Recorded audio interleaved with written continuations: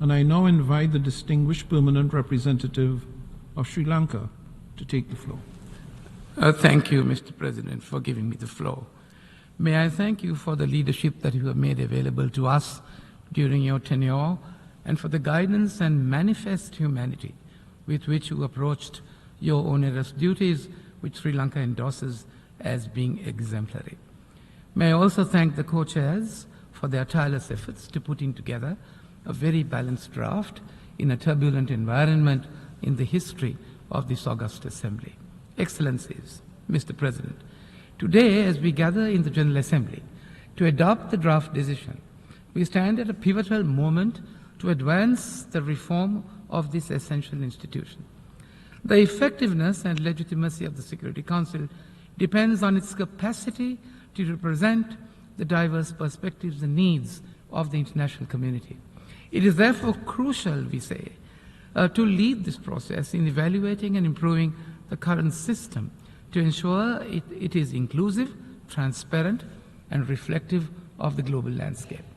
As we know, it employs several strategies to ensure its effectiveness and legitimacy in representing the diverse perspectives and needs of the international community.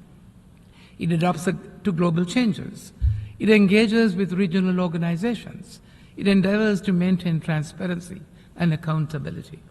It effectively maintains peacekeeping and support missions. It focuses on human rights and humanitarian issues. It engages in regular reviews and reforms its structure and processes. The question is, should it be doing more to address contemporary challenges? Yes, we must accept without demur that we need to do more to remain effective in addressing contemporary global challenges. Mr. President, approaching the question of equitable representation in the expansion of the United Nations Security Council involves a multifaceted global strategy. I think it is important that we consider a few key considerations. We believe that there must be inclusivity, ensure that all regions are represented fairly.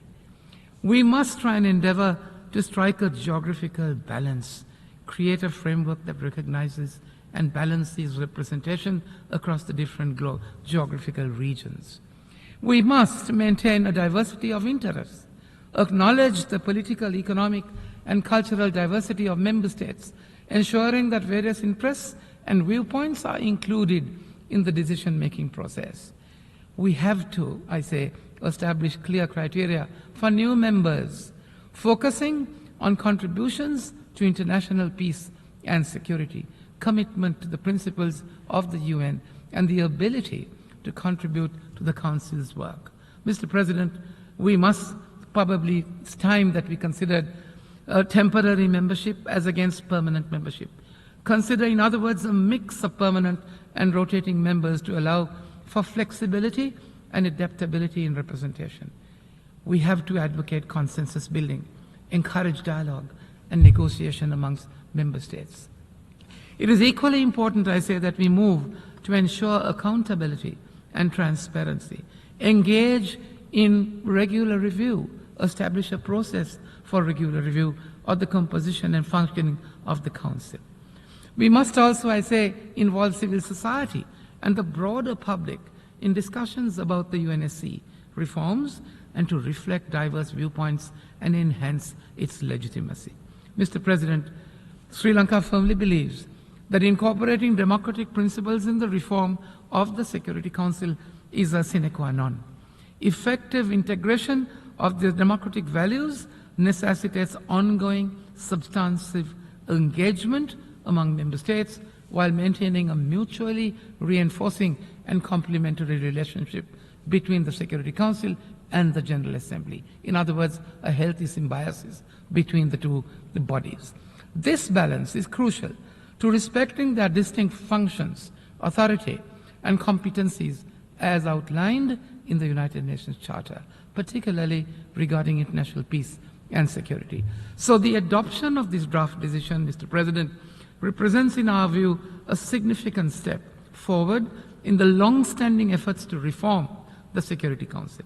Since 1992, notable milestones have marked this journey.